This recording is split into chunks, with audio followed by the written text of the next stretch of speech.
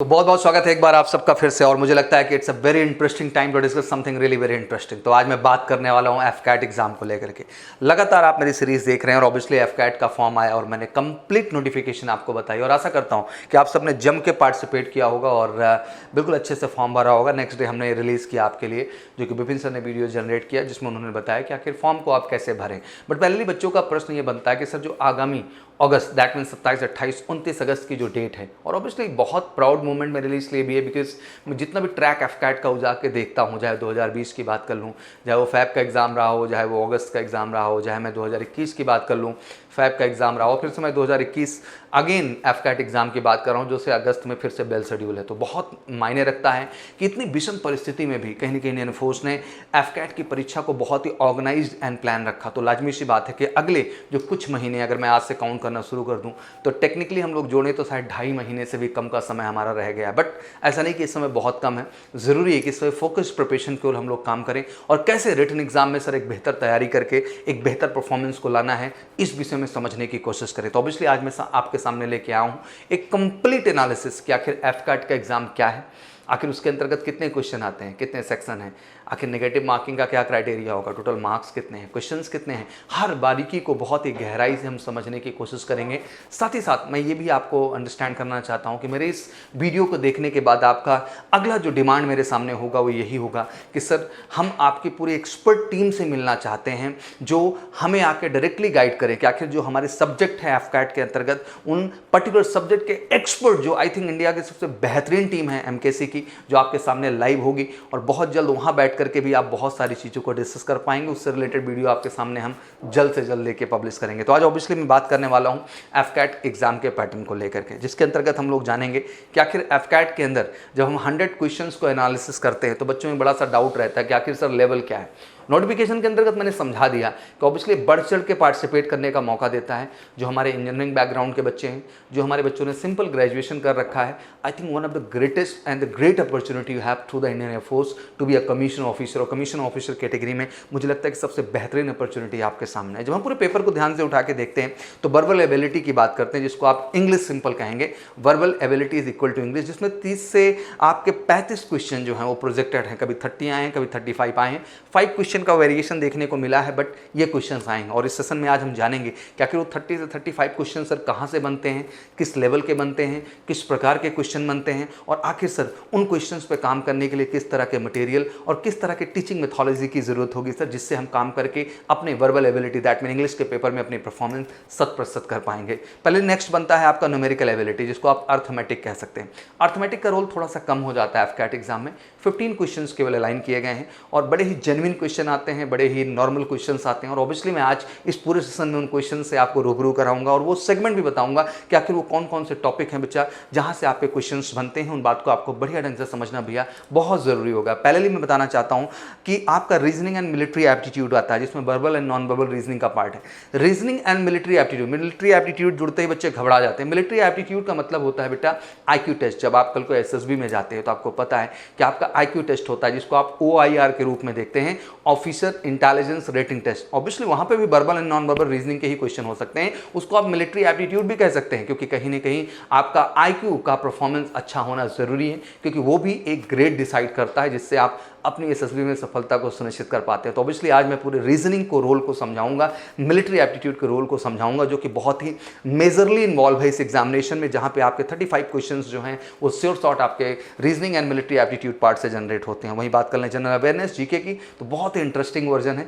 15 से 20 क्वेश्चन है, वेरी करते हैं। कभी इंग्लिश पार्ट में अगर आपके 30 क्वेश्चन हुए तो इधर आपके 20 क्वेश्चन हो जाते हैं, उधर 35 क्वेश्चन हुए तो आपके जनरल अवेयरनेस के उसी के अनुसार 15 क्वेश्चन हो जाते हैं। तो ये वेरी करता है एग्जाम टू एग्जाम आखिर क्या आ रहा है। तो ओवरऑल जब कैलकुलेट करते हैं आप तो 100 क्वेश्चंस आपके सामने हो जाते हैं और ऑब्वियसली 100 क्वेश्चन होते हैं तो ईच क्वेश्चन जो मार्क्स में किए गए वो 3 नंबर का आपका मार्क हो जाता है और कहीं ना कहीं मार्क्स के बाद 1/3 की नेगेटिव मार्किंग हो जाती है। तो मुझे लगता है कि हर क्वेश्चन बहुत मायने रखता है, जो करना है सही करना है वरना नहीं करना है। कट ऑफ को लेकर भी मैं आपको बताऊंगा कि ओवरऑल कट ऑफ की क्या एक्सपेक्टेशन रहती है, कट ऑफ कितने पे चला जाता है, उस बात को भी गहराई से समझने की कोशिश करेंगे। और साथ ही साथ आज देश के सबसे बेहतरीन एफकैट के मटेरियल की भी बात करूंगा। मैं थोड़ा ये बात इसलिए स्ट्रांगली पॉइंट आउट कर देता हूं बच्चा कि इधर उधर बहुत नहीं भटकना है, आपको देश के सबसे लॉयल, सबसे क्रेडिबल और सबसे ऑथेंटिक प्लेटफॉर्म पे आना है, दैट इज एमकेसी पब्लिकेशन, जो एफकैट के लिए स्पेशल बुक डिजाइन करता है। जो आपकी एफकैट स्पेशल बुक आती है, अर्थमेटिक की आपके अलग आती है, इंग्लिश की आपके अलग आती है, रीजनिंग की आपके अलग आती है और जीके के बच्चा आपका अलग आता है। वो सारी बुक्स यहाँ से अवेलेबल होंगे जिनसे आप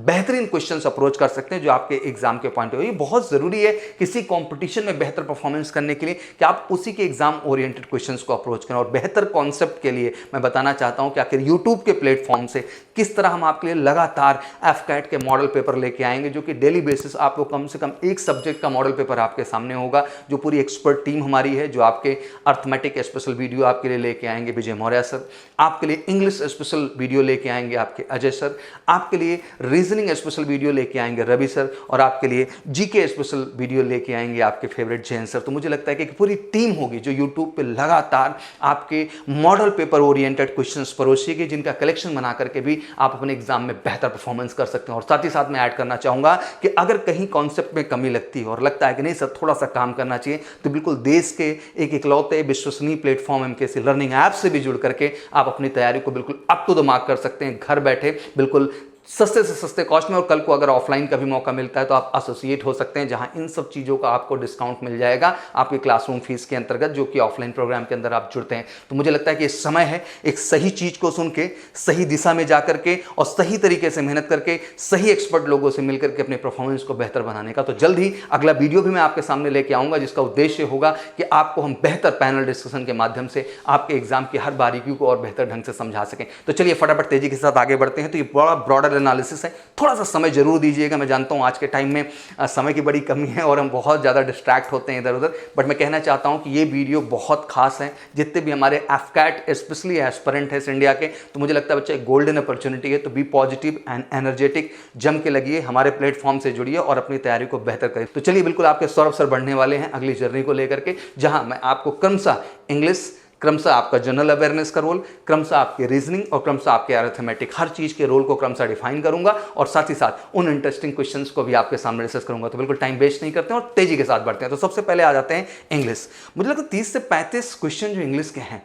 ये निर्धारण करते हैं कि आखिर आपकी सफलता सुनिश्चित हो रही है कि नहीं हो रही है। बच्चा मेरे से कट ऑफ पूछ रहा था, बिल्कुल 150 से लेके 160 का कट ऑफ है, ऑलमोस्ट 50% का आंकड़ा आप मान सकते हैं, जो कि cut of her bar AFCAT में देखने को मिला। बट उसके बावजूद बच्चे इस कट ऑफ को तय करना पाने में गड़बड़ हो जाते हैं और 50-60% नहीं स्कोर कर पाते हैं। तो रीजन वही है कि जो उन्हें पढ़ना चाहिए तो वो उन्होंने पढ़ा ही नहीं। तो आज हम इंग्लिश के रोल को एक्चुअल तरीके से और सही तरीके से समझने का कोशिश करेंगे। कहते हैं कि एफकैट में आने वाली इंग्लिश मूल रूप से जो है वो रीडिंग बेस्ड होती है। दैट मीन आपका अंडरस्टैंडिंग लेवल जो इंग्लिश लैंग्वेज का है वो बहुत अच्छा होना जरूरी है। अब कहते हैं इंपॉर्टेंट, जब रीडिंग सेक्शन की हम बात करते हैं तो ग्रामर भी इंपॉर्टेंट है, मैं उसको इग्नोर नहीं कर सकता हूं, बट रीडिंग का रोल बहुत बड़ा हो जाता है एफकैट एग्जाम में। एफकैट की तैयारी में ग्रामर के अपवादों से ज्यादा ध्यान भाषा के रीडिंग सेक्शन पर देना चाहिए, जहां से आपको मिलने वाले सवाल आपको एक बेहतर आत्मविश्वास देंगे।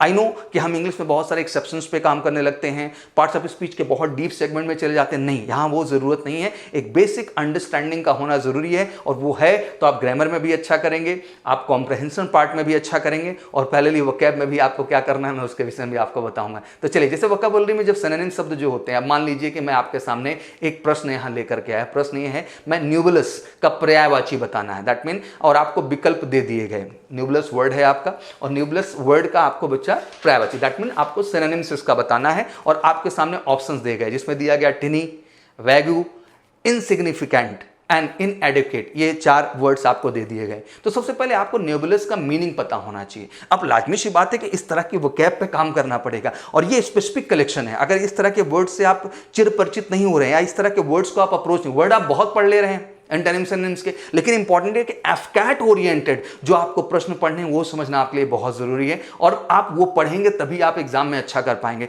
तो नेबुलस का जब मतलब हम समझते हैं, कहते हैं नॉट एग्जैक्ट या नॉट क्लियर, जो चीज जो है एग्जैक्ट क्लियर ना हो या प्रॉपर ढंग से क्लियर ना हो उसको हम नेबुलस कहते हैं। अब दिए गए विकल्पों को देखें, अगर हम सबसे पहले टिनी को देखें, टिनी का मतलब हो जाता है छोटा, जो कि कहीं से कहीं तक इससे कनेक्ट नहीं होता है। सेकंड ऑप्शन आपके सामने आता है इनसिग्निफिकेंट, जो अपने आप में ही इनसिग्निफिकेंट को दर्शा रहा है। जवाब तो हो नहीं सकता है। तो प्रश्न का जो दूसरा विकल्प है वैगु, जिसका मतलब होता है धुंधला या अस्पष्ट, तो सबसे पहले आपके लिए यही जो ऑप्शन है वो सही ऑप्शन होगा। तो यहाँ पे जो वैगु का आपके पास ऑप्शन है, यही ऑप्शन आपके लिए क्या हो जाएगा बच्चा, सही हो, क्योंकि नॉट क्लियर नॉट एग्जैक्ट मतलब वैगु, जो सही से स्पष्ट ना हो, क्लियर ना हो, तो आप उसी ऑप्शन के यहाँ टिक कर देंगे। तो वैगु आपके लिए बिल्कुल सटीक ऑप्शन यहाँ पर होगा जब आप इसको सिनोनिम्स के तौर पे देखना चाहेंगे। इसी प्रकार मान लीजिए एंटेनिम का आपको एक प्रश्न मिला। प्रश्न क्या है, इंसॉलेंट आपके सामने वर्ड रख दिया है, जिसका मतलब होता है जंगली या फिर बदतमीज। अब इसके सामने ऑप्शन आ गए, सुलन हो गया, जिसको कहते हैं सुलन का मतलब चिड़चिड़ापन या उदासी। फिर आपके सामने आ गया एफेबल वर्ड, जिसका मतलब होता है मित्रवत। फिर डिटरमाइंड हो गया, दृढ़ निश्चयी। फिर आपका रिच मतलब अमीर हो गया। अब ध्यान देखना है कि इंसॉलेंट का मतलब था जंगली बदतमीज, तो आखिर अगला ऐसा कौन सा ऑप्शन है जो इसके लिए बिल्कुल सही हो सकता है। कोई जंगली है, बदतमीज है, तो लाजमी से चिड़चिड़ा उदासी भरा सुलन बिल्कुल डिफरेंट सेंस में जाता है। डिटरमाइंड दृढ़ निश्चयी बिल्कुल अलग सेंस में जाता है, और रिच बिल्कुल अमीर ये एकदम अलग सेंस में जाता है। लेकिन वही एफेबल की बात करें तो मित्रवत, ये कैरेक्टरिस्टिक को कनेक्ट कर रहा है कि अगर एक तरफ कोई जंगली है, बदतमीज है, तो उसका सही एंटेनिम्स क्या हो सकता है, तो बिल्कुल मित्रवत हो सकता है। तो यहां एफेबल वर्ड आपके लिए बिल्कुल सही हो जाता है। तो एंटेनिम सिनोनिम्स का मैं यही समझाना चाहता हूं बेटा कि एफकैट में इस तरह के वोकैब का आपका अप्रोच करना बहुत जरूरी है, और सही प्लेटफॉर्म से सही मटेरियल लेके उस पर मेहनत करना आपके लिए बहुत जरूरी है। अब आते हैं एफकैट एग्जाम में cloze test and reading comprehension. अति महत्वपूर्ण प्रश्न, कह लीजिए कि सबसे इंपॉर्टेंट सेक्शन कोई है तो क्लोज टेस्ट का है बच्चा, और कॉम्प्रहेंशन का है। अब इन दोनों को 10 से लेकर 15 तक प्रश्न आपको मिल सकते हैं। मतलब सबसे मेजर रोल, मुझे लगता है 50% की शेयर होल्डिंग केवल दो सेगमेंट क्लोज टेस्ट और कॉम्प्रहेंशन पार्ट ने ले रखा है। और इन दोनों के ही सवाल केवल इस बात पर निर्भर करते हैं कि आप लिखी हुई अंग्रेजी के अर्थ को कितना अच्छा समझ पाते हैं। प्रॉब्लम क्या है, चाहे वो क्लोज टेस्ट की हम बात कर लें बच्चा, चाहे हम कॉम्प्रहेंशन की बात कर लें, दोनों सेगमेंट में आप जानते हैं कि बच्चे की अंडरस्टैंडिंग बहुत मायने रखती है। तो अहम यही है बेटा कि इस तरह के क्लोज टेस्ट और कॉम्प्रहेंशन की प्रैक्टिस होना बहुत जरूरी है, जो आपको एक बैकअप देगा। कल को आपके पेपर में जैसे ही उस तरह का कॉम्प्रहेंशन एंड क्लोज टेस्ट आएगा, आप तेजी के साथ उसको पढ़ेंगे और अंडरस्टैंड कर ले जाएंगे। और अंडरस्टैंड कर लेंगे आप, तो मुझे नहीं लगता किसी भी प्रश्न का जवाब देना आपके लिए डिफिकल्ट हो पाएगा। और वैसे भी एक कमाल की बात बता दूं कि जब कॉम्प्रहेंशन एंड क्लोज टेस्ट जैसे टेस्ट की हम बात करते हैं, तो बहुत जरूरी होता है कि सबसे पहले आप वो क्वेश्चंस के ऑप्शंस देख लें कि आखिर पूछ क्या क्या रहा है। तो लाजमी सी बात है कि जब आप पैरा पढ़ते हैं तो लाजमी सी बात है कि जो प्रश्न आपके सामने होते हैं उनके जवाब आपको उस पैरा में ऑटोमेटिक दिखना स्टार्ट हो जाते हैं। तो it's very important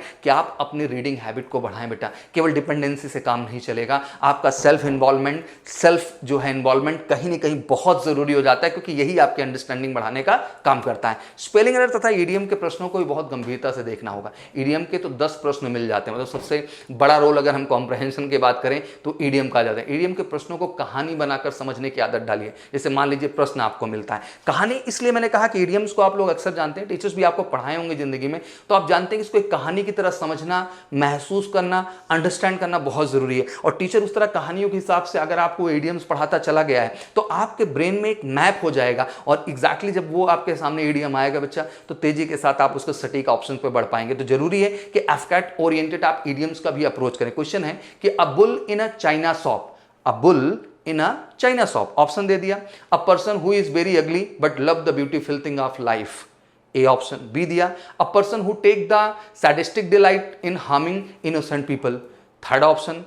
a person who become too excited where no excitement is wanted, ठीक है ना। अगला आ गया a rough and clumsy person, a rough, ध्यान रखिएगा, a rough and clumsy person at a place where still and care and required। तो ध्यान रखिएगा डी ऑप्शन आपका धड़ाक से क्या हो गया बच्चा यहां से ही, क्योंकि bull in a china shop का मतलब ही वही है कि rough and clumsy person, that mean वो सीरियस लोन में नहीं है, and where still and care and required, जिसको स्टिल जो है केयर की रिक्वायरमेंट है। तो ये एक इडियम है, अगर इसको आपने बढ़िया ढंग से समझ लिया है तो आप खटाक से इस ऑप्शन को वहां पे लगाएंगे और अपना सटीक आंसर वहां पर आप पाएंगे। तो जरूरी है कि इस चीज को आप समझते चलें। फिर बच्चे कहते हैं सर एफकैट में आपको वन वर्ड सब्स्टिट्यूशन के भी प्रश्न कैसे लगते हैं, और वाकई में ये बहुत महत्वपूर्ण है और इसका रोल है। जैसे मैं बताऊं कि animal active at night are called, अब ध्यान रखिएगा सीधा सीधा वन वर्ड सब्स्टिट्यूशन है। अगर अब बच्चा प्रश्न कर सकता तैयारी, अरे तैयारी के लिए मैं आपको ऑप्शन दे रहा हूं बेटा, आपको एंटेनिम्स पे काम करना है, सिनोनिम्स पे काम करना है, क्लोज टेस्ट पे काम करना है, कॉम्प्रहेंशन पे काम करना है, ग्रामर पार्ट पे काम करना है, बट पहले आपको अपने इडियम्स पे भी काम करना है और पहले आपको वन वर्ड सब्स्टिट्यूशन पे भी काम करना है। तो एग्जांपल है कि animals active at night are called, जो एनिमल नाइट में एक्टिव उनको क्या बोलते हैं? तो आ गया पहला ऑप्शन दे दिया ड्यूरनल, दैट मीन दिन में सक्रिय रहने वाले पशु पक्षी, ध्यान रखिएगा। फिर आता है आपका अगला ऑप्शन पैरासाइट्स, परजीवी, लाजमी सी बात है। थर्ड आपका आ जाता है कि नॉक्टोड्यूरनल, मतलब जो दिन और रात दोनों में सक्रिय रहते हैं। और डी ऑप्शन आपके सामने आ गया नॉक्टर्नल, रात में सक्रिय रहने वाले पशु पक्षी जिनको हम निशाचर कहते हैं। तो आपका नॉक्टर्नल जो है सही ऑप्शन हो गया, क्योंकि आप ऐसे ही पक्षी एनिमल की बात कर रहे थे जो कि इसमें एक्टिव रहता है नाइट में, तो उसको नॉक्टर्नल आपने वर्ड डाला और खट से आपने सटीक आंसर वहां पे क्लिक कर दिया। तो इट्स वेरी इंपॉर्टेंट कि आप उस तरह की प्रैक्टिस करें जो जरूरी है, और लगातार मेजर कलसी इस बात को आपको आके गाइड कर रहा है और उस तरह के कलेक्शन को पढ़ने के लिए आपको फोकस कर रहा है। चलिए इंग्लिश के बाद हम लोग तेजी से बढ़ते हैं और नेक्स्ट आ जाता है हमारे सामने जनरल अवेयरनेस का रोल। जनरल अवेयरनेस को जब देखते हैं तो बच्चों में एक बड़ा सा भ्रम रहता है कि सर मैं बीटेक बैकग्राउंड से हूं, मैंने बीएससी की सर, मैंने सर जो है बीकॉम कर लिया सर, मैंने जो है लॉ की पढ़ाई कर ली सर, मैंने जो है कोई मेडिकल से रिलेटेड कोर्स कर लिया सर, क्या मैं कर पाऊंगा? जेन्युइन क्वेश्चंस हैं यार, बस ज़रूरी ये है कि आपने उन कॉन्सेप्ट पे काम किया कि नहीं जनरल अवेयरनेस के, या उन क्वेश्चंस को आप अप्रोच कर रहे हैं कि नहीं। लंबी लंबी करंट अफेयर पढ़ ली, बहुत बड़ी बड़ी जीएस पढ़ ली, कोई फ़ायदा नहीं है। यहाँ यूपीएससी लेवल का पेपर नहीं है, ये जनरल अवेयरनेस का पेपर है और उस लेवल की अवेयरनेस आप में होनी चाहिए। तो आइए जानते हैं कि ओवरऑल क्या इसका क्राइटेरिया है। जब हम जनरल अवेयरनेस की जब बात करते हैं तो इसके अंतर्गत क्या क्या बन सकता है? हिस्ट्री आपका, ज्योग्राफी आपका, सिविक्स आपका, करंट अफेयर आपका हो गया, एनवायरनमेंट, बेसिक साइंस हो गया, डिफेंस हो गया, आर्ट हो गया, कल्चर हो गया, स्पोर्ट्स। यही सारी चीज़ें हैं जिनमें गत वर्षों में लगातार हम लोग एनालिसिस करें तो इन्हीं मुद्दों से आपके प्रश्न बनाए गए हैं। अब आइए सबसे पहले हम लोग समझते हैं हिस्ट्री। हिस्ट्री के अंतर्गत मार्क्स आप जो लाएंगे उसमें कुछ बेसिक पॉइंट का ध्यान देना होगा। आखिर हिस्ट्री में हमें किन चीज़ों पर सर काम करना है? तो आपका बच्चा वैदिक कल्चर हो गया, मौर्य जो हो गया, मौर्य गुप्त हो गया, आपका गुप्ता अंपायर आपका पूरा का पूरा हो गया, दिल्ली सल्तनत हो गई, मुगल अंपायर आपका हो गया, आर्ट हो गया, कल्चर हो गया, फिर आपका पूरा का पूरा आईएनसी हो गया। दैट मीन ये एक बेसिक टॉपिक है हिस्ट्री के जिनकी मैं बात कर रहा हूँ। बच्चे इन्हीं को न पढ़ के मालूम नहीं क्या पढ़ रहे होते हैं। आपका इंडियन नेशनल कांग्रेस हो गया, इंडियन फ्रीडम स्ट्रगल हो गया, ये सब स्कोरिंग टॉपिक हैं और मुझे लगता है कि अगर इतने ही टॉपिक पे आप काम कर लें तो आप हिस्ट्री सेक्शन में अच्छा परफॉर्म कर सकते हैं। क्वेश्चन क्या बनना है आइए जानते हैं। पहला प्रश्न आपके सामने बचा कि दिल्ली सल्तनत के किस सुल्तान ने सर्वाधिक प्रांतों पर अधिकार किया? दैट मीन मैक्सिमम स्टेट को जिसने कवर किया कौन सा सर सुल्तान था? तो वहां पे आ गया कि सर मोहम्मद बिन तुगलक। फिर आया किस वेद में दवा के बारे में बताया गया? अथर्ववेद। इसमें कौन सा रॉकेट साइंस लग रहा है बच्चा? अगर एक बार इस तरह के क्वेश्चन आप पढ़ पाएं और इनको आप देख पाएं सही जवाब, तो आपको लगता नहीं आपके ब्रेन में ये सेव हो जाएगा। प्रॉब्लम यह है कि हम इस तरह के क्वेश्चन को अप्रोच ही नहीं कर रहे हैं, मालूम नहीं कौन से क्वेश्चन अप्रोच कर रहे हैं। इसलिए बार बार हम किसी पब्लिकेशन की बात करता हूं, इसलिए ऐसे मटेरियल की बात करता हूं जो आपको मदद कर सके। अगला क्वेश्चन, खिलाफत आंदोलन के किस आंदोलन के साथ विलय कर दिया गया? मतलब खिलाफत जो आंदोलन को किस आंदोलन के साथ विलय कर दिया गया? असहयोग आंदोलन के साथ। फिर आया आपके सामने किसने मुस्लिम लीग की पाकिस्तान की मांग अस्वीकार कर दी? तो कैबिनेट मिशन ने इसको अस्वीकार कर दी। सत्यमेव जयते किस उपनिषद का भाग है? तो आप जानते हैं मुंडक को उपनिषद का ये भाग है और ये आप पढ़ते आए हैं। अगर आप इस तरह का चीज़ें पढ़े हैं तो आपके ब्रेन में सेट हो जाएगा। सांची का स्तूप कहाँ स्थित है? तो मध्य प्रदेश में। तो ये कोई रॉकेट साइंस वाला प्रश्न नहीं कि बहुत बड़े बड़े प्रश्न बन जा रहे हैं सर। अहम ये है बच्चा कि इस लेवल के क्वेश्चंस को अप्रोच करना और इस तरह के कॉन्सेप्ट को पढ़ना बहुत ज़रूरी है, यही आपकी ताकत बढ़ाएगा। वहीं जब मैं ज्योग्राफी में बढ़ता हूँ, मोटा मोटा क्या पूछेगा? माउंटेन से क्वेश्चन बन गए, लेक्स हो गया, रेलवेज हो गई, नेटवर्क हो गया, सॉइल मतलब मृदा हो गई, एनवायरनमेंट रिलेटेड, यही क्वेश्चंस हैं जो ज्योग्राफी से बनते हैं। जर्नल बनते हैं बहुत, इसमें आपको वर्ल्ड ज्योग्राफी पे, बहुत डीप इंडियन ज्योग्राफी पे जाके काम नहीं करना है। यही सेगमेंट हैं जिन पे क्वेश्चन बनते हैं। एग्जाम्पल कि भारत दक्षिणतम बिंदु इंदिरा पॉइंट, ठीक है ना। क्वेश्चन बना कौन सी रेखा विश्वत के समांतर जो है होती है? तो अक्षांश हो गया आपका। कांजीरंगा राष्ट्रीय उद्यान किसके लिए प्रसिद्ध है? तो जानते हैं वन ऑनर्ड रियानोस के लिए जो है ये फेमस है। तो हमारा ये कहने का मतलब ये बेटा कि क्वेश्चन बड़े जेन्युइन से आते हैं और अगर आपने इस तरह के मटेरियल को अप्रोच किया, इस तरह के क्वेश्चन को अप्रोच किया तो आप एग्जाम में वाकई में अच्छा परफॉर्मेंस कर सकते हैं। पहले अब आ जाता है पॉलिटिक, आर्टिकल्स लेगा, कॉन्स्टिट्यूशनल बॉडीज ले लेगा, नॉन कॉन्स्टिट्यूशनल बॉडीज को ले लेगा, जितने भी हेड नेम है, टेन्योर क्या है, स्टेट लेजिस्लेचर क्या है, पार्लियामेंट क्या है, प्रेसिडेंट जुडिशरी सिस्टम क्या है। तो ये सारे के सारे बेसिक टॉपिक हैं जिन पे क्वेश्चन जनरेट होते हैं। अब विगत वर्ष से कुछ क्वेश्चनों की बात करें, जैसे मैंने कहा नागरिकता पर कानून बनाने का अधिकार किसको है? तो लाजमी सी बात सर संसद को है। अगर हम किसी भी नागरिकता कानून की जब बात करते हैं तो संसद को अधिकार है उस पर कानून बनाने का, और वही बनाते हैं। राष्ट्रपति एवं उपराष्ट्रपति दोनों की अनुपस्थिति में इनके कार्यों का वहन कौन करता है? तो चीफ जस्टिस ऑफ इंडिया। तो ये बड़े जेन्युइन से जवाब है। अगर आपने पढ़े हैं इस तरह के क्वेश्चन तो आपके ब्रेन में मैप होगा। Current affair, recent award in different fields, देश और उनकी राजधानियां, उनकी मुद्राएं, विभिन्न देशों के संसद के नाम, पुस्तकें, उनके लेखकों के नाम। एग्जाम्पल जैसे मैं कहूं क्वेश्चन 1 कि 25th स्टेट ऑफ इंडिया कौन सा है?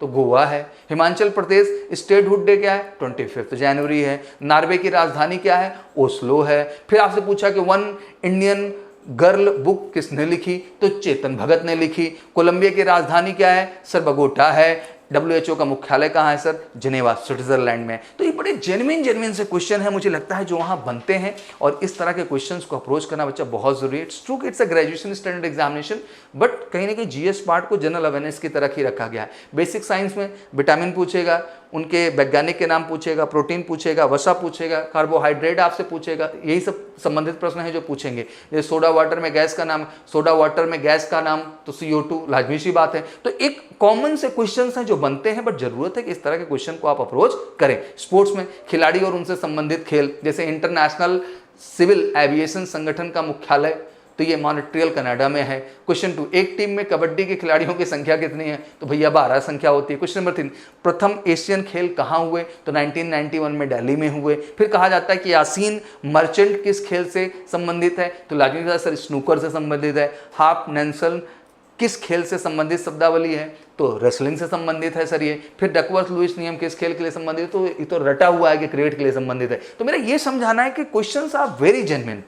We just need to give the such approach जहां हम इस तरह के क्वेश्चंस के लिए एफर्ट्स करें, प्रयास करें, और ऑब्वियसली MKC पब्लिकेशन को उस बेस्ट प्लेटफॉर्म से जुड़ करके वो मटेरियल लें, और MKC लर्निंग ऐप के प्लेटफॉर्म से जुड़ के उस तरह के कॉन्सेप्ट को क्लियर करें। जैसे एग्जांपल, वनडे में सबसे तेज 10,000 रन बनाने वाला खिलाड़ी, अरे अब क्लियर है विराट कोहली, हमेशा परफॉर्मिंग एलिमेंट है। तो मुझे लगता है कि ये भी आपके जहन में सेट हो। तो ऐसे ही जेन्युइन क्वेश्चन आते हैं। बहुत रॉकेट साइंस दिमाग में मत रखिएगा ना, बहुत हैवी लेवल के क्वेश्चन नहीं पूछे जाते हैं। जेन्युइन आपसे यही पूछा जाता है। तो सबके रोल को समझना है, एफर्ट्स को समझना है भैया, यही आपका परफॉर्मेंस बेहतर बनाएगा। और अपने आत्मविश्वास को बनाए रखिए, क्योंकि आप अगर खुद पे भरोसा कर गए तो आपको कोई नहीं हरा पाएगा। अगर आप खुद पे, आज जो यंगस्टर्स की सबसे बड़ी समस्या है कि कोई आएगा रॉकेट साइंस करेगा कमाल हो जाएगा, ऐसा नहीं है। मैं अभी आपको बता ही रहा था कि जब आप इंग्लिश की बात करते हैं तो प्रॉपर वेडनेसडे को, मतलब बुधवार को, एक प्रॉपर इंग्लिश का आपके सामने मॉडल पेपर आएगा जो कि अजय सर लेके आएंगे। बेटा उस मॉडल पेपर को लगाइए और उसका कलेक्शन बनाते जाइए बेटा, वो आपकी सफलता का कारण बनेगा। जनरल अवेयरनेस की बात कर लेते हैं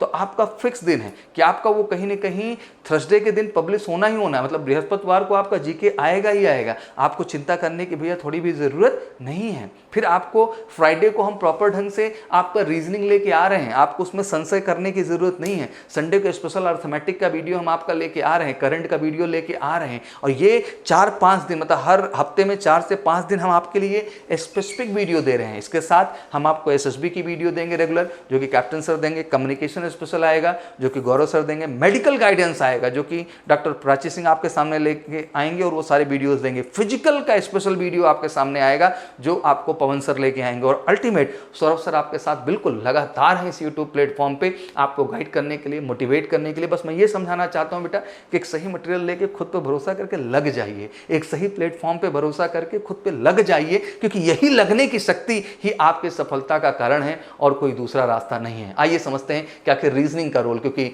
30 से 35 क्वेश्चन मुझे लगता है कि बड़ा रोल डिसाइड करते हैं, तो इसको भी समझना उतना ही जरूरी जितना इंग्लिश और जनरल अवेयरनेस के पार्ट को हमने महत्व दिया। दैट मीन उस 50 क्वेश्चन को जितना हमने गहराई से समझा, वैसे अगले 50 क्वेश्चन दैट मीन आपके रीजनिंग और अर्थमेटिक का जो कॉम्बिनेशन है उसको भी हम ध्यान से समझेंगे। तो सबसे पहले हम लोग रीजनिंग के क्वेश्चन पे आते हैं। एफकैट एग्जाम में रीजनिंग का इंपॉर्टेंस बहुत बड़ा है। 30 से 35 क्वेश्चन का मतलब ये हो जाता है बेटा कि एग्जाम में 33.33 मतलब 33% से ज्यादा का रोल इसी का आ जाता है और सबसे ज्यादा कवर करता है। और विगत वर्षों में कुछ एनालिसिस हमने निकाला कि आखिर वो कौन कौन से टॉपिक है भैया जिनसे क्वेश्चन पूछे जा रहे हैं, और रीजनिंग के वो कौन कौन से टॉपिक है जो हमें कवर करना है। टॉपिक हम समझेंगे क्या कवर करना है, फिर उन टॉपिक पे किस लेवल का क्वेश्चन पूछा जा रहा है सर, उस लेवल के क्वेश्चंस को अप्रोच करना है जिससे हमारा आत्मविश्वास बढ़े और उनके कॉन्सेप्ट को क्लियर करना है। अगर मैं वर्बल रीजनिंग की बात करूं आपके सामने, तो एनालॉजी हो गया आपका, क्लासिफिकेशन हो गया पूरा पूरा, लॉजिकल हो गया आपका, वेन डायग्राम हो गया, स्टेटमेंट हो गया, कंक्लूजन से, ऐसे कुछ चैप्टर है जहाँ से प्रश्न बनता ही बनता है। वहीं जब नॉन वर्बल रीजनिंग में जाएं तो वहाँ पे भी अगर हम देखें तो सीरीज से बन रहा है आपका, एनालॉजी से बन रहा है आपका, कंप्लीशन से बन रहा है, आप इनकम्प्लीट पैटर्न से बन रहा है, क्लासिफिकेशन से बन रहा है, हिडन और एम्बेडेड फिगर से भी कुछ क्वेश्चन आ जाते हैं। तो यही चैप्टर है जिनसे आपका वहाँ पे रेगुलर प्रश्न पूछा जा रहा है। तो वर्बल का भी पार्ट मैंने क्लियर किया, और नोट कर लीजिए इसको स्ट्रांगली, क्योंकि ये आपको समझना जरूरी है कि आपके क्वेश्चन हर बार एग्जाम में बन कहाँ से रहे। अब आइए देखते हैं कुछ प्रश्न पूछे कैसे जा रहे हैं। जैसे मैं कहूँ, चलिए बात करता हूँ चैप्टर में क्वेश्चन जो बनते हैं, अगर उनके एनालिसिस को देखें तो इसको और डीप समझने की कोशिश करते हैं कि अगर वर्बल रीजनिंग में हम लोग और डीप जाएं तो सर क्लासिफिकेशन चैप्टर से 3 से 5 प्रश्न पूछे जाते हैं, ये फिक्स है, इसमें कोई डाउट नहीं है। लॉजिकल वेन डायग्राम से 3 से 5 क्वेश्चन पूछे जाते हैं, ये फिक्स है, इसमें कोई डाउट नहीं। मतलब उसमें जो आपके 30 से 35 क्वेश्चन है ना बेटा, वो भी किस तरह बटे हैं वो भी डिटेल में आपको देता चल रहा हूं। अगर वही नॉन वर्बल रीजनिंग की बात कर लें तो सीरीज से 3 से 8 क्वेश्चन मतलब सबसे बड़ा रोल अदा करता है। वही कंप्लीशन ऑफ इनकम्प्लीट पैटर्न से 3 से 5 क्वेश्चन पूछे जा रहे हैं। हिडन और एम्बेडेड फिगर से भी आप पे कम से कम 1 से 5 क्वेश्चन पूछे। इतना हैवी वेरिएशन है कि अक्सर इसमें अप डाउन होता रहता है। डॉट सिचुएशन से आपके 5 क्वेश्चन बिल्कुल फिक्स पूछे जा रहे हैं। फिगर मैट्रिक्स की बात कर लें तो 1 से 5 क्वेश्चन आपके वहां से बन रहे हैं, जो कि विगत वर्षों के एनालिसिस को जब हम लोग देख रहे हैं तो यही रेशियो जहां से आपके क्वेश्चन बन रहे हैं, और इस तरह से रिलेटेड कॉन्सेप्ट पे आपको काम करना होगा, उस पर अपनी महारत हासिल करना होगा, और यही वजह बनेगी भैया आपके एग्जाम में पूरी की पूरी सफलता की। तो आइए सबसे पहला क्वेश्चन आपके सामने रख देता हूं, एक फिगर का क्वेश्चन है। फिगर का आप ये देख रहे हैं, बॉक्स ऐसे गया, ऐसे नीचे हुआ, फिर ऐसे गया और ऐसे होगा, एक आकार देख रहे हैं। अब आंसर फिगर में ये 4 ऑप्शन दिख रहे हैं, 1 2 3 4। अब कहा जाएगा कि जो वाला फिगर है उससे सिमिलर कौन सा फिगर यहाँ ऑप्शन आपका मैच कर रहा है। तो यहाँ पर प्रश्न आकृति में जो फिगर दिया गया है, दैट में जो ये आपका क्वेश्चन है उसमें जो आपका फिगर दिया गया है, अगर उसका मिलान उत्तर आकृति में देखें, दैट मीन आंसर्स में जो 4 ऑप्शंस हैं, अगर इनमें हम इसका मिलान देखने की कोशिश करें तो प्रश्न आकृति की अगर हम ध्यान से देखें तो डी ऑप्शन आप ऑटोमेटिक ध्यान से देखेंगे तो आपको समझ में आ ही गया होगा कि सर डी ऑप्शन है जो मैं, तो बड़ा जेन्युइन क्वेश्चन है, इसमें कौन सा रॉकेट साइंस लग रहा है। अब बच्चा क्या है कि प्रयास ही नहीं करता, उसको लगता है कि नहीं भगवान जाने क्या पूछ लिया जाएगा, क्या हो जाएगा। नहीं बेटा, This time you need to try, you need to give the efforts। आपका प्रयास, आपका एफर्ट चीजों को बेहतर बनाएगा। चलो अगला एग्जांपल आपके सामने रखता हूं। क्वेश्चन जैसे क्वेश्चन दे दिया कि JILK, ध्यान रखिएगा, फिर आपका रख दिया is to KLIJ, फिर कर दिया प्रोपोर्शनेट MNPQ, फिर डॉट रखा और क्वेश्चन बना दिया। अब आपसे ऑप्शन देने के लिए कह दिया, तो अब ध्यान से अगर इस पूरे क्वेश्चन को हम समझें तो यहां पर हम देखते हैं कि 4 ऑप्शन दिए गए हैं, A B C और आपका D। अब इन 4 ऑप्शन में देखें हम तो जब शब्द JILK को हम रिवर्स कर दें तो क्या हो जाता है, KLIG। जब इसको रिवर्स करेंगे तो KLIG। वहीं सेम है कि MNPQ को जब हम रिवर्स मारेंगे तो क्या हो जाएगा, QPNM, और ऑप्शन सी आपका क्या हो गया भैया, यहाँ पे सही हो गया। तो हमारा कहने का मतलब है कि इतना रॉकेट साइंस क्वेश्चंस नहीं है। इंपॉर्टेंट ये है कि आपको पता हो कि इस तरह के सिचुएशन के क्वेश्चंस बनते हैं, वही आपको मदद करेंगे। एक क्वेश्चन मैं आपको देता हूं, इन्होंने डिफाइन किया, थोड़ा सा टेक्निकल है, इस क्वेश्चन को समझने की कोशिश करेगा, मोटा मोटा भाषा में समझाऊंगा। If E is equal to दिया गया 22, E is equal to 22 and BED is equal to 70, then what is the similar to bread, BRED is equal to. अब पूछा गया, ऑप्शन ए दे दिया, बी दे दिया, सी दे दिया, डी दे दिया। ए आपका 30 दिए हैं, बी 105 है, सी आपका 181 है, और फाइनली आपका डी 115 का ऑप्शन दिया गया। अब चलिए, अब ऐसे प्रश्न अक्सर हमारे एग्जाम में कोडिंग डिकोडिंग से पूछे जाते हैं, समझिएगा ध्यान से। यहां पर ई का अपोजिट बी, जिसका प्लेस वैल्यू क्या लिखा गया है, 22 लिखा गया है। ई का अपोजिट बी, मतलब हम लोग ध्यान से समझने की कोशिश करें, अगर हम यहां से देखें तो A B C D E, मतलब 5वीं पोजीशन पे अवेलेबल है। वहीं उल्टा हम लोग जाएं, जेड से देखने की कोशिश करें, अपोजिट देख रहे हैं तो जेड से हम जाएं तो लाजमी सी बात है कि आप कहते ही हैं कि BWXYZ, BWXYZ। तो जेड आपका हो गया XY, मतलब Y, फिर आपका X, फिर W, फिर उसके बाद B हो गया। तो कहा गया E का अपोजिट क्या हो गया भैया, आपका B हो गया, जिसका प्लेसमेंट वैल्यू कितना लिखा गया है, 22 लिखा गया है। ठीक उसी प्रकार BED में जो BED के अपोजिट होंगे वो क्या होंगे, BED के अपोजिट। अब ध्यान रखिएगा, इधर A से सब कैलकुलेटर, उधर Z के पीछे से कैलकुलेटर है। अब यहाँ पे B दिखाई दे रहा है तो लाजमी सी बात है कि वो Y होगा, Z के पहले वाला, क्योंकि A के बाद इधर B आ रहा है तो उधर Z के पहले क्या आ रहा है भैया, Y आ रहा है। इन द सेम वे वहां E का अपोजिट B है ही तो B हो गया, और लाजमी सी बात है D का अपोजिट क्या हो जाएगा, यहाँ W हो जाएगा। का प्लेस वैल्यू का योग कितना है, 70 है। तो लाजमी बात है वैसे ही जब ब्रेड में इनके हम अपोजिट का योग करेंगे तो वो 105 हो जाएगा। तो आप BRED लिख लीजिए प्रॉपर ढंग से, और उन सेम वे में आप वही अपोजिट वैल्यू जनरेट करने की कोशिश करेंगे तो आपका ऑटोमेटिक 105 निकल के भैया क्या होगा, बाहर आ जाएगा। तो ये कोडिंग डिकोडिंग के रूल पे बेस्ड है, आप इसको कर लेंगे तो आपके लिए कोई अजूबा नहीं है। Look carefully for the pattern and those which numbers come next and try to get correct answer the following question। मतलब कहा ही जाता है कि नेक्स्ट इसके बाद कौन सा ऑप्शन है। और बचपन से रीजनिंग का क्वेश्चन आपने किया, जैसे क्वेश्चन दे दिया 17, 21, 23, फिर आपका 27, फिर 29, फिर आपका 33, अब आंसर मांगेगा, लाजमी सी बात है। तो 17, 4, 21, ध्यान रखिएगा, फिर 21, 2, 23, फिर देखो 23, फिर 4 हो गया 27, फिर 27, 2 कितना हो गया 29, फिर 29, 4 कितना हो गया आपका 33। तो अब 33 के बाद 2 लगेगा तो 35 हो जाएगा। तो ए ऑप्शन मतलब ABCD 4 ऑप्शन है, 35 है, 42 है, 44 है, 43 है, तो ये ऑप्शन आपका 35 सही हो गया। तो बड़े जेन्युइन क्वेश्चन आते हैं, बस जरूरी है कि इस तरह के प्रश्नों को आप लगा रहे हैं कि नहीं लगा रहे हैं। मैं केवल एक चीज समझाना चाहता हूं कि आप रॉकेट साइंस कॉन्सेप्ट से बाहर आए और आप एक सटीक क्वेश्चन की प्रिपरेशन करें, कॉन्सेप्ट को क्लियर करें। मैं गारंटी देता हूं चाहे आप FCAT एग्जाम में अपनी 100% सफलता सुनिश्चित कर सकते हैं। और ये 50-60% की लड़ाई नहीं है, 70-80% तक आपका स्कोर जाएगा। और उस स्कोर को लाने के लिए पूरा मेजर कृषि परिवार आपके साथ वचनबद्ध है। बहुत जल्द मैं पूरे पैनल डिस्कशन को लेके आ रहा हूं, जहां आपके सामने मैथ के भी एक्सपर्ट्स होंगे, जहां हमारे साथ मौर्य सर होंगे, आपके साथ जीके एक्सपर्ट होंगे, जीके एक्सपर्ट में हमारे साथ अभिषेक सर होंगे या जैन सर होंगे। फिर साथ ही साथ हम आपके सामने रीजनिंग लाएंगे जिसके एक्सपर्ट रवि सर होंगे,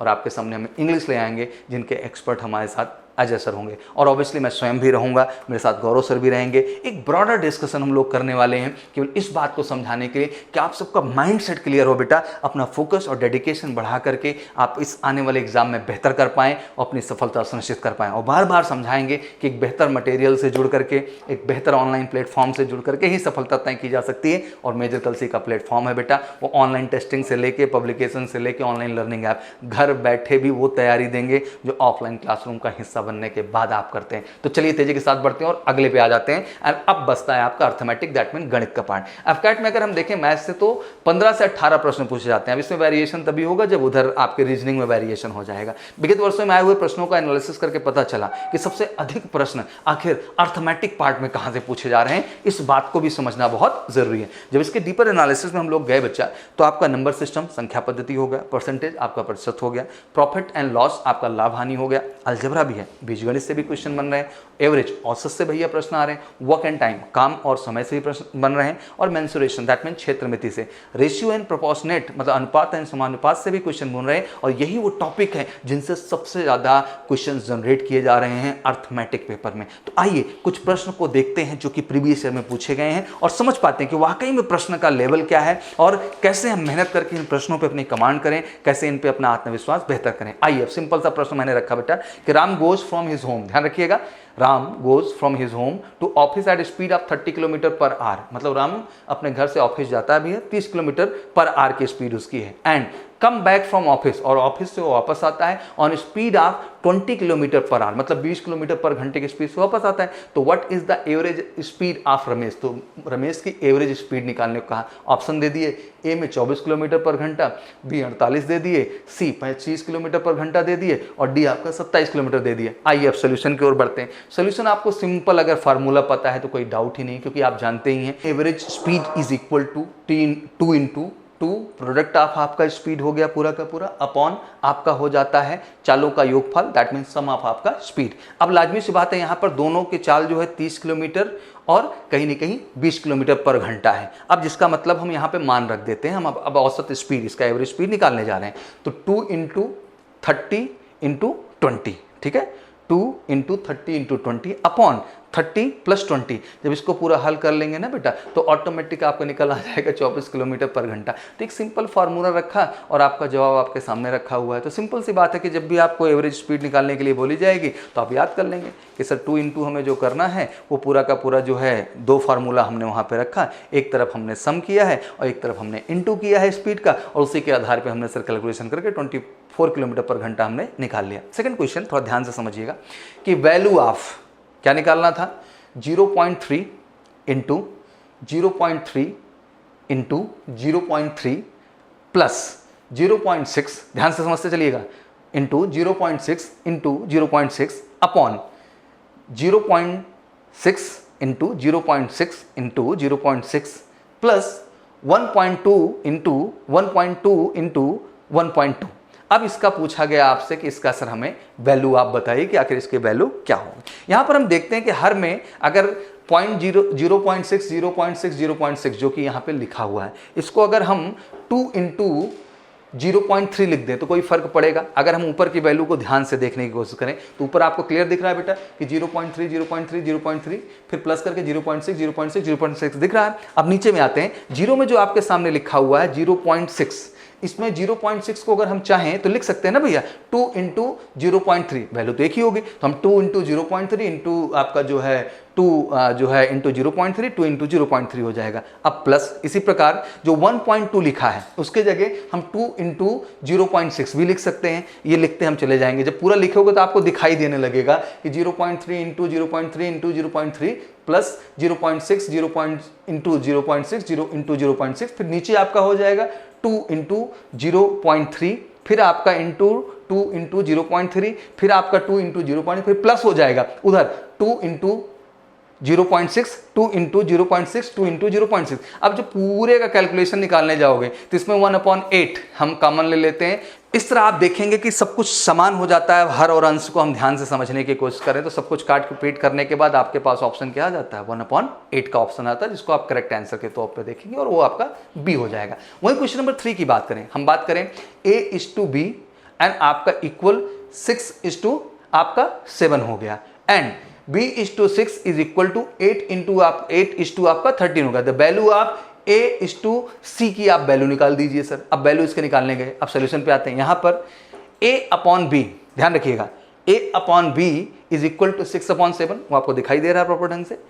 B/C इज इक्वल टू 8/13 है, जिसको हम अगर कर लें A/B इंटू B/C तो उधर भी हो जाएगा 6/7 इंटू 8/13 लिख सकते हैं, जिसमें लेफ्ट साइड के अगर न्यूमरेटर एंड डिनोमिनेटर में हम क्या कर सकते हैं, B का ऑप्शन हमारे पास कैंसिल करने का, हम वहां B कैंसिल कर देते हैं। अब बचेगा आपका A/C। अब A/C होगा तो यहां पे हम देखेंगे राइट साइड का अंश और हर को हल करने के बाद लाजमी सी बात है कि 8 इंटू 6 है तो 48 हो गया और आपका 13 इंटू 7 है बेटा तो 91 हो गया। तो लाजमी सी बात है A/C इज इक्वल टू क्या हो गया 48/91। तो जो भी ऑप्शंस चारों दिए गए आपको खट से दिखाई देगा कि सर 48 आपका 91 हो जाएगा। तो मैं यही कहना चाहता हूं कि फाइनली अगर पूरे पेपर के एनालिसिस हम लोग ध्यान से देख रहे हैं, ऑब्वियसली मेरी पूरी कोशिश है अपनी तरफ से जितना हो सक रहा है मैं आपको उन क्वेश्चन से चिरपरिचित करा रहा हूं जो आपके एग्जाम में आते हैं।